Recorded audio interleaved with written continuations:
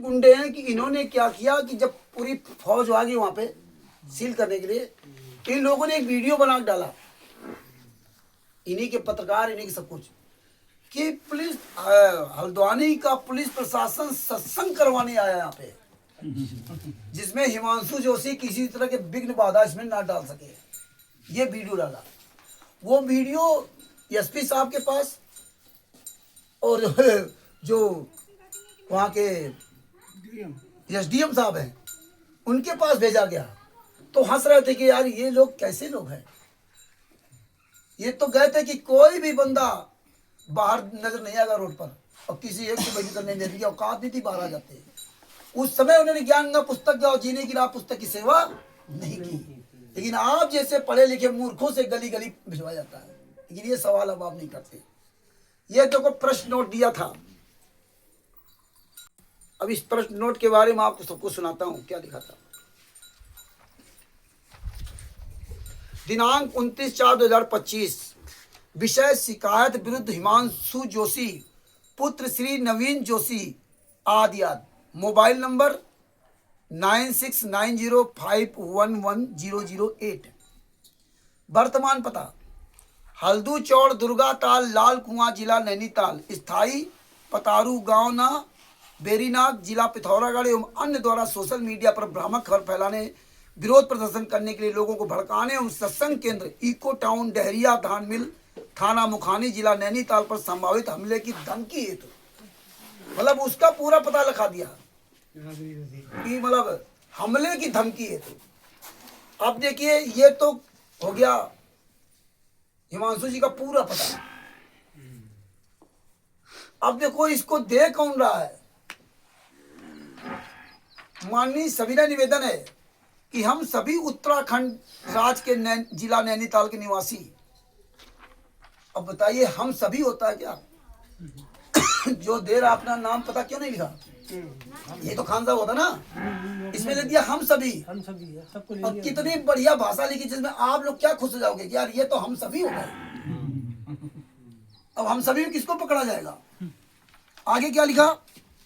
हम सभी राज्य उत्तराखंड राज्य के जिला नैनीताल के निवासी भक्ति मुक्ति ट्रस्ट के संस्थापक। आज तक आपने सुना कि भक्ति मुक्ति ट्रस्ट क्या होता है?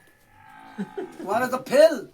कबीर परमेश्वर भक्ति ट्रस्ट का पर्चा लेकर जो आप बैठे हो ना, और बंदी छोड़ भक्ति मुक्ति ट्रस्ट का, और बढ़िया माला जप रहे हो, एक सेकेंड में पूरी दुनिया के सामने उजागर कर दिया। अपने आप को जो संतराम पाजी माँ का शिष्य है उसकी औकात नहीं कि बोल जाए कहीं सामने। भक्ति मुक्ति ट्रस्ट के संस्थापक संत रामपाल जी महाराज, ये है ही नहीं कहीं। खुलेआम प्रशासन को फर्जी पर्चा दिया जा रहा। भक्ति मुक्ति ट्रस्ट के संस्थापक रामपाल जी महाराज, कबीर परमेश्वर भट्टी गायब, मुनिंदर धर्मा ट्रस्ट का बोर्ड लगा करके आश्रम में सत्संग कराते हैं, भंडारा करा रहे हैं, वो सब खत्म कर दिया। संत रामपाल जी महाराज के शिष्य हैं। अब बताओ वो जेल में बंद है और उनका ट्रस्ट बनाया संस्थापक उन्होंने बनाया। हम सनातन धर्म और कबीर जी की शिक्षाओं पर चलने वाले और नेक नीति से चलने वाले, भगवान की भक्ति करने वाले लोग। हमारे सतगुरु रामपाल जी महाराज के उद्देश्य है कि सब समाज का निर्माण करना है। कितना सब समाज है कि झूठा ज्ञापन दो। यह है संत रामपाल जी महाराज का सब समाज। आप सब लोगों को पूरी दुनिया के सामने डीएम एसडीएम के सामने नंगा कर दिया। आप जो अपने आप को कहते हो मैं संत रामपाल जी महाराज का शिष्य हूं, और आप लोग चुपचाप बैठे हुए हो। अगर 2016 से 2025 चला, इतना परमेश्वर ने प्रयास करवाया, और कोई भगत ये नहीं कह सकता कि रामचंद्र ने मुझसे 1 रुपया लिया है। हमसे ज्यादा आप सब लोग संपन्न होंगे। 7 साल केस लड़ा पंजाब में, और 7 साल आने जाने में लगभग 1900 किलोमीटर एक बार आने जाने में लगता है। कितना पैसा खर्च किया, कितना क्या हुआ। किसी भी भगत से 1 रुपया नहीं मांगा कि भैया हमें टिकट दे दो। लिखा है कि वही हाला हमारे सतगुरु संत रामपाल जी महाराज का उद्देश्य है सब समाज का निर्माण करना। जैसे दहेज मुक्त शादियां, नशा मुक्त, रिश्वत ना लेनी ना देनी, बिना किसी पाखंड के का समाज, जात प्रथा खत्म करना, सभी धर्मों का सम्मान करना इत्यादि है। हमारे गुरुदेव जी सभी शास्त्रों व धर्म ग्रंथों से प्रमाणित ज्ञान देते हैं। पूरे भारत में हमारे गुरु जी के लगभग 600 के करीब नामदान केंद्र हैं, जिसमें से एक नामदान स्थल इको टाउन डहरिया मिल में, धान मिल में, लेकिन इसका पूरा पता नहीं लिखा। इको टाउन डहरिया मिल बस। पता पूरा कैसे दे देंगे? कौन व्यक्ति चला रहा है, किस संस्था के द्वारा चल रहा है, इसे बता दिया भक्ति मुक्ति ट्रस्ट। मुनिंदर थर्मा ट्रस्ट खत्म, कबीर परमेश्वर भक्ति ट्रस्ट खत्म। अब पता करते रहो भक्ति मुक्ति ट्रस्ट किसका है, किसने ये ज्ञापन दिया। आगे क्या लिखा? 600 के करीब नामदान केंद्र हैं। एक भी नामदान केंद्र के बारे में ये वहां से नहीं दे सकते किसी को, जिसमें हम एक नामदान स्थल इको टाउन डहरिया धार्मिक कोतवाली हल्द्वानी नैनीताल में पिछले लगभग 2.5 साल से आरोपी हिमांशु जोशी बिना किसी वजह से हमारा विरोध करता है, बिना किसी वजह से। पूरी दुनिया के सामने, एसडीएम के सामने चांद राठी कह रहा है कि पूरे भारत में कहीं भी हमारा विरोध नहीं कोई कर रहा है, केवल यही विरोध कर रहा है हिमांशु जोशी।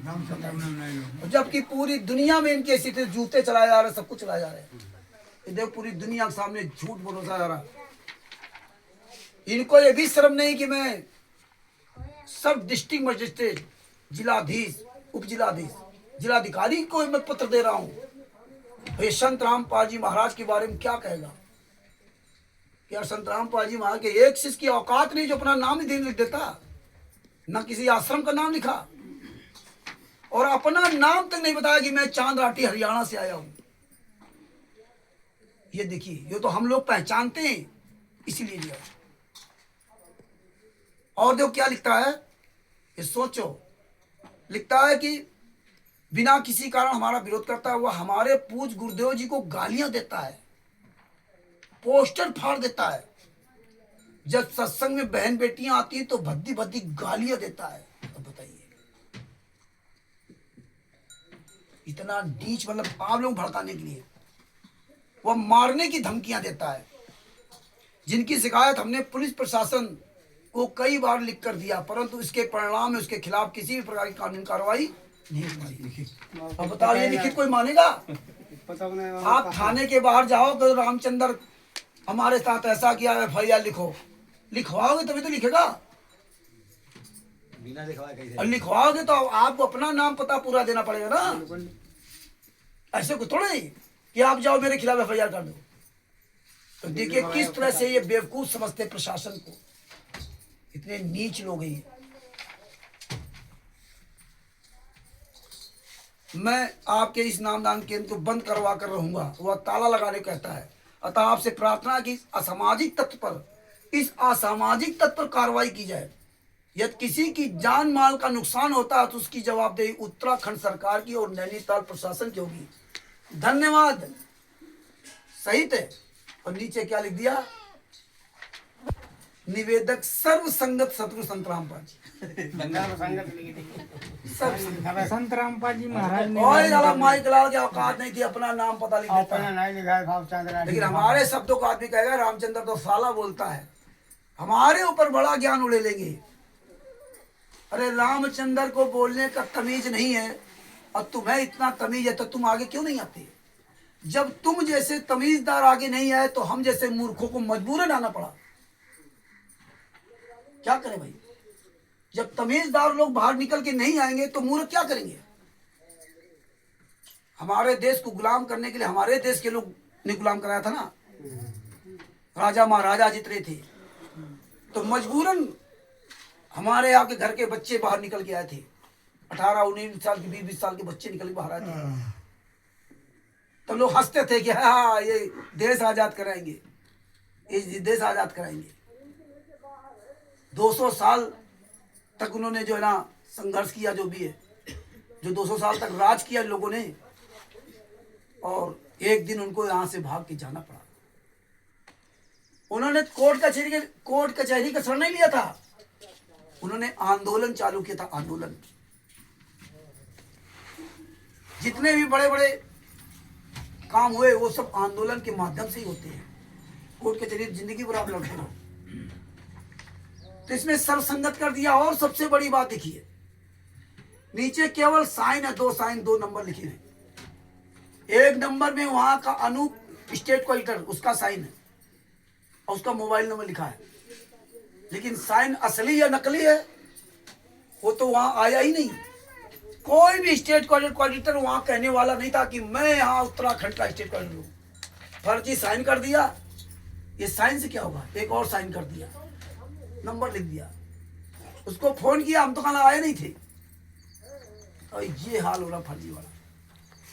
इसी तरह ज्ञापन वहां दिया गया मध्य प्रदेश में। मध्य प्रदेश का ज्ञापन कहाँ गया?